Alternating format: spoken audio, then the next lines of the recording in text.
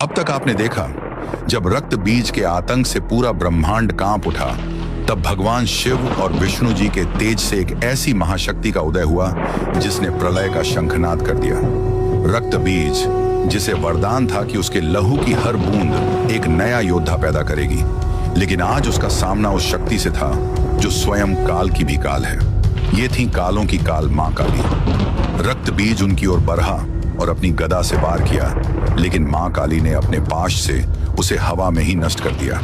इसके बाद रक्त बीज ने मां काली के ऊपर शंखनाद चलाया, जिससे पूरा ब्रह्मांड कांप उठा। लेकिन उस महाशक्ति के सामने शंखनाद की आवाज भी फीकी पड़ गई। रक्त बीज आगे बढ़ा और मां काली के ऊपर अपनी तलवार से प्रहार किया, लेकिन मां काली ने एक ही बार से उसका सर अलग कर दिया। रक्त जमीन पर गिरता और फिर एक नया रक्त बीज पैदा हो जाता है। देखते ही देखते हजारों रक्त बीज युद्ध के मैदान में युद्ध करने के लिए तैयार हो जाते।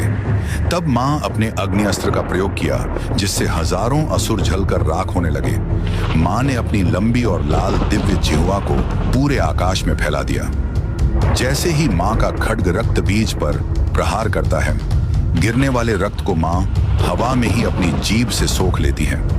रक्त बीज का रक्त पानी की तरह बह रहा था, लेकिन इस बार उस रक्त की बूंदों से नया रक्त बीज पैदा नहीं हो पा रहा था। धीरे धीरे रक्त बीज की शक्तियां कमजोर होने लगी।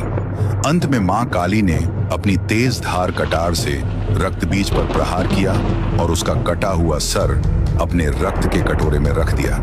सारा रक्त उस कटोरे में इकट्ठा हो गया और मां वो सारा रक्त पी गई। शरीर का बचा हुआ रक्त मां की जिह्वा में गिरा और इस तरह महाविनाशी रक्त बीज का अंत मां काली के द्वारा किया गया। रक्त बीज का अंत करते ही मां काली के ऊपर सभी देवताओं ने फूलों की वर्षा की और